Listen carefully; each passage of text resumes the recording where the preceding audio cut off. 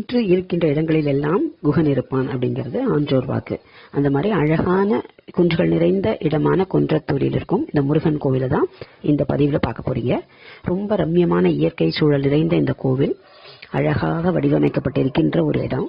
அந்த படிகள் ஒரு 84 படிகள் இருக்கு. அதை ஏறி போகும் பொழுது நடுவிலேயே அவருடைய அண்ணன் கணபதி அவர்கள் அமர்ந்திருக்கின்றார். தன்னுடைய தம்பியை பார்க்க தரிசிக்க வருகின்ற அனைவரையும் அவர் தன்னை முதல்ல அருளை கொடுக்கணும் அப்படின்னு உட்கார்ந்துருக்க மாதிரி இருக்குங்க. அதுக்கு பிறகு படிக்கட்டில் ஏறி போனால் நிறைய வழிகளில் எல்லாரும் நிறைய கடைகள் இருக்கு.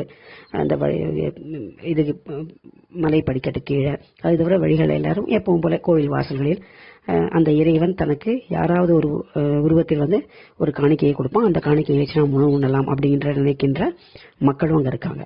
அதுக்கு பிறகு மேலே போகும்பொழுது அழகான பெரிய பிராகாரம். அந்த பிராகாரத்தில் யார் வேணாலும் உட்காந்து கந்த சஷ்டி கவசம் முருகன் பாடல்கள் அந்த மாதிரி பாடிட்டு இருக்காங்க.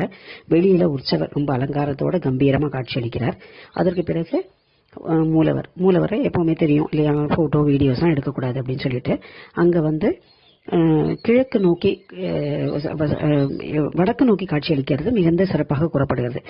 மற்ற எல்லா கோவில்லையும் வேறு திசையில் அமர்ந்திருக்க இந்த இடத்துல மட்டும்தான் முருகன் வடக்கு திசையில நின்றுட்டு இருக்காராம். அதாவது திருப்போரூருக்கும் திருத்தணிகைக்கும் போவதற்கு முன்னாடி இங்க நின்றதாக ஒரு ஐதீகம்.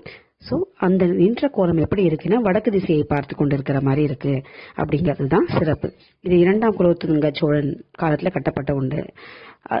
அதுவும் மட்டும் இல்லாம இன்னொரு சிறப்பு என்ன அப்படின்னா 2 தேவியர்கள் இருந்தாலும் 2 goddesses அப்படின்னு சொல்றோம் இல்லையா, 2 பேர் இருந்தாலும் நம்ம எந்த திசையில பார்த்தாலும் ஒருவரோட மட்டும்தான் பார்க்க முடியும். நம்ம ஒரு சைடு வந்தா தேவயானியோட மட்டும்தான் பார்க்க முடியும், இன்னொரு சைடு வந்தா வள்ளியோட மட்டும்தான் பார்க்க முடியும், இன்னும் கொஞ்சம் தள்ளி வந்தா முருகனை மட்டும்தான் பார்க்க முடியும். இதற்கு தான் அந்த சொல்லுவாங்க இல்லையா 2 மனைவின்னு சொல்றோம் நம்ம. அது ஆக்சுவலா இச்சாசக்தி கிரியாசக்தி இரண்டும் சேர்ந்து ஞானசக்தியின் வடிவமாக முருகன் காட்சியளிக்கிறான் அப்படிங்கிறதுக்கு தான் போல இருக்குது. அதுக்கு பிறகு வெளியில வந்தா அவருடைய தகப்பன் சுவாமி என்று சொல்லக்கூடிய சிவனுடைய லிங்க வடிவு. அதற்கு அடுத்த சன்னதியில அழகான நல்ல பெரிய பிள்ளையார் ஒருத்தர் உட்கார்ந்துருக்காரு உள்ளேயும். வெளியில வரும்போது பிராகாரத்துல நல்ல கிளீனா அழகான இதெல்லாம் இருக்கு. நிறைய பலகார கடைகள் இறைவனுடைய பிரசாதமாக வைக்கப்படுகிறது.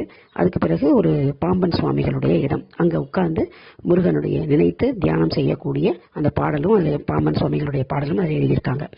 அதுக்கு பிறகு வெளியில வந்தா அங்க நிறைய ஆடுகள் விலங்கினங்கள் எல்லாமும் முருகனை தொழுது வருவது போல இருக்கு பார்க்கறதுக்கு. அந்த படியில ஏறி இறங்கி வந்துட்டு இருக்காங்க.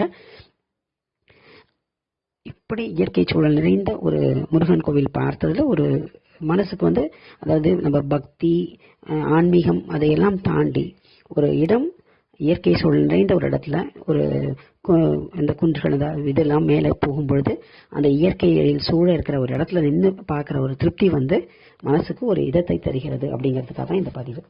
நன்றி.